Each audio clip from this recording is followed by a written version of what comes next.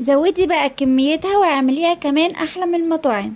تعالي بقى اقولك ازاي نعمل سلطة الطحينة بنفس طعم المطاعم، وكمان ازاي زودنا كميتها. جبت بقى البولة وحطيت فيها الطحينة، وكمان حطيت معلقة كبيرة من الدقيق الابيض، وضفت بقى عليهم معلقة صغيرة من الثوم المفروم، وكمان جبت نص كوباية من المية الدافية، وضفت بقى المية تدريجيا وقلبت كويس جدا لحد ما كل الكتل اتفكت معايا. وممكن بقى تسيبيها كده لو بتحبي قوامها تقيل، بس انا بقى بحبه خفيف. زودت كمان شوية مية، ضفت بقى عليهم معلقة صغيرة من الخل الابيض، وكمان عصرت عليهم نص ليمونة. وحطيت بقى التوابل بتاعتي، كانت كمون وكمان كزبرة ناشفة وبابريكا وملح، وقلبتهم بقى كويس جدا. وكده بقى تبقى جهزت معانا سلطة الطحينة، طعمها كمان احلى من المطاعم، وكمان عملناها بطريقة اقتصادية وزودنا كميتها.